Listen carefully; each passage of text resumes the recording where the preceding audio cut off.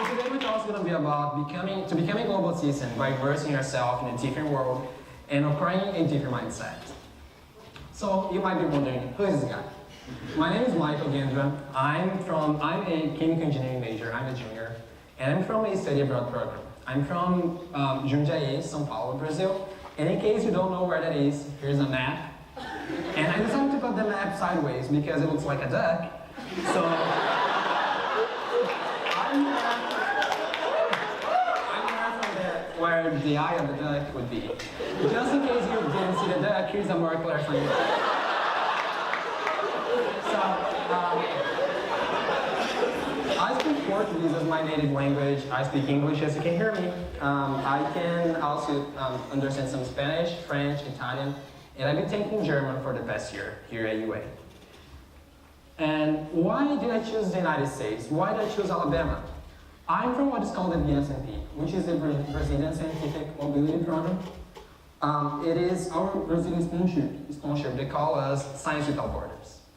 The program has a proposal to send Brazilian students all over the world, to spend between a year and a half in international institutions to promote the exchange between Brazilian scientific students. The majority are engineers and international institutions. The program has sent, in the past 4 years, over 87,000 students, and the University of Alabama has received around 200 of them. These are the people who came with me in August 2014. We are around 40 Brazilians who came here in August last year. And first we took English classes at DLI, and we started taking regular classes at UA. Our program requires us to either get an internship position or a research position during the summer. And now we are approaching to the end of our program. So what is to become a global citizen? What are steps to become a global citizen? It is made by following 5 steps, which is culture, language, people, experience, and abilities. By culture, it means to get to know a different culture, to get to know and respect and live in different cultures. By language, it doesn't necessarily mean to speak several languages, but communicating, but expressing yourself. I think it's a very clarifying picture because it is from the first time that I went to New York, and me and my friends were just walking in the streets and it was freezing outside. Then we decided to come to a place to get a cup of coffee, and we met this man. He came to us and he started trying to guess what language we were speaking. He guessed right, we were speaking Portuguese. And we were talking for over an hour. We were just sharing our experiences. And by communicating with different people, then you get to know them, which is really important. You get to know people and their uniquenesses. Every person in the world is so unique, and meeting each of them, or as many as you want, is great. It's about sharing experiences with them. I think it's a very clarifying picture too, because this is a guy who I shared my room when I first came here. He's here today, by the way. He's a Brazilian. His name is Luker. And even though we are from the same country, even though we speak the same language, we don't communicate the same way. We all have experiences to share with each other. And the experiences, they lead us to share abilities. This is Rachel, my friend. We met in a Portuguese coffee hour. Rachel, she was interested in learning Portuguese, and I was interested in sharpening my English skills. So we are sharing our abilities to each other, which is making cooking. So becoming a global citizen is all about putting yourself out there. It's all about proving yourself. It's all about getting out of your comfort zone. So why is being a global citizen so important? First, because they're personal achievements. All of us, we have goals in life. Don't you think it'd be easier to get to your goal when you know a different culture, when you know different people? We all have knowledge to acquire. Either it's world knowledge about views, what is happening out there, or knowledge about yourself. You get to know yourself better. It is also about to get a larger view of the world. You start to be aware that you're part of the world, and you belong to it. Or in better words, the world belongs to you. So how living in the United States has affected me?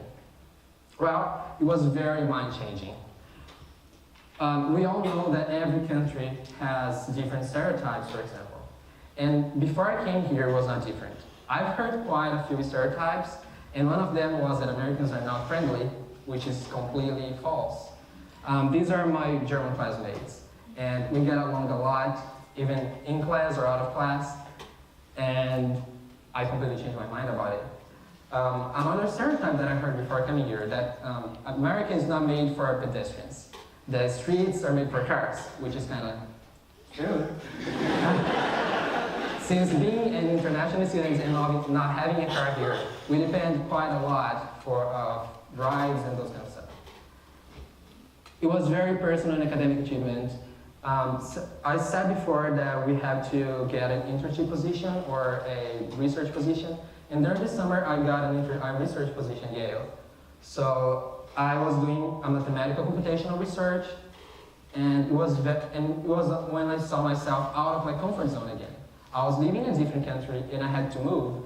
I had to rent an apartment. I had to get to know the new environment, the new atmosphere again. I had the chance to be in over 30 states. I visited exactly 33 states now. And places I've been are Chicago, New York, Atlanta, Washington, D.C., Yellowstone, Grand Canyon, San Francisco, and I was back to all of them. Now you might be wondering, do I need to travel halfway world to become a global citizen?